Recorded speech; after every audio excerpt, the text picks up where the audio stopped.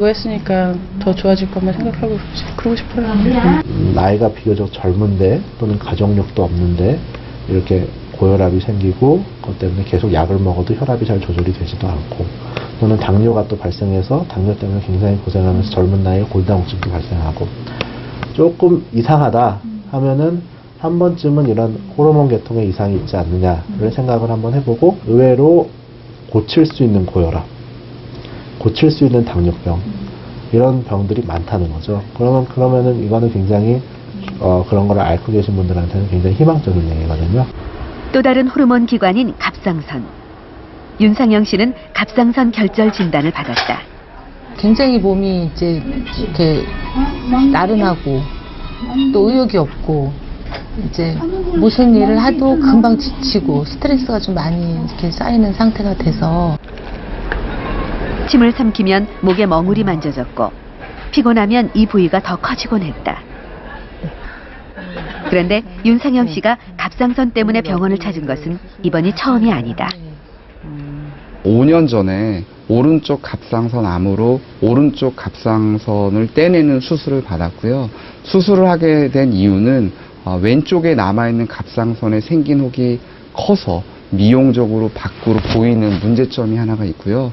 두 번째는 초음파상으로 봤을 때 그 흙의 모양이 나쁜 놈, 그러니까 악성일 가능성이 있어서 수술을 하게 되었습니다.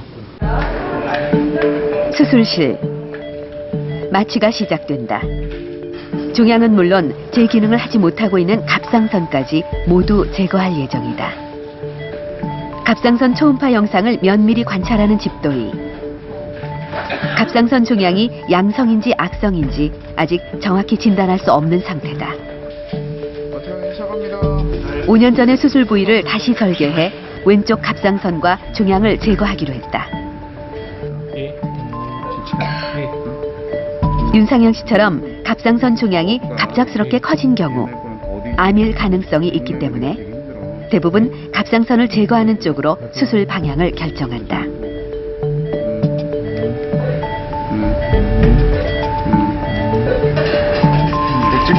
혹이 제거됐다. 그런데 아직 중요한 과정이 남았다. 병리과에서는 수술 중 떼어낸 종양에 대해 응급으로 조직 검사를 진행한다. 암인지 아닌지를 확인하기 위해서다. 수술 전 초음파와 세침 흡입 검사만으로는 양성 종양과 악성 종양의 완벽한 구별이 어렵기 때문이다. 예, 알겠습니다. 고맙습니다. 예. 다시 수술실. 암은 아니고 단순하게 염증만 동반된 걸로 나왔습니다. 다행히 양성 종양으로 밝혀졌다. 갑상선 혹의 비율을 보게 되면 우리나라는 거의 90%의 환자들은 혹은 대부분 그냥 혹, 양성 혹입니다.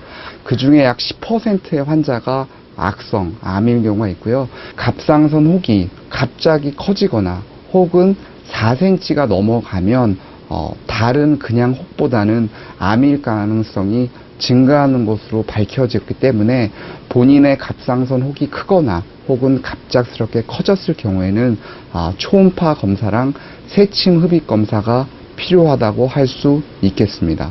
그러니까 양성종양이라는 거는 제일 중요한 거는 암이 아니다라고 해서 안심할 수 있는 게 절대 아니라는 거죠. 암이 아니다라고 생각해서 나 괜찮겠지 하고 그냥 무시하고 지나가게 되면 1년, 2년, 3년 시간이 지나면서 이 양성종양이 문제가 있는 양성종양으로 발전할 가능성이 굉장히 크기 때문에 반드시 양성종양에 대한 진단을 받으셨다 그러면 추가적으로 어떤 검사 혹은 추적 관찰이 필요한지에 대해서 전문가 선생님하고 상의하고 그 이후에 어떤 식으로 관찰해 나갈지를 결정하시는 게 좋을 것 같습니다. 각 환자의 건강 상태와 종양의 상태에 따라서 차이는 있지만 전문의들이 공통적으로 제시하는 양성종양의 치료법은 다음과 같습니다.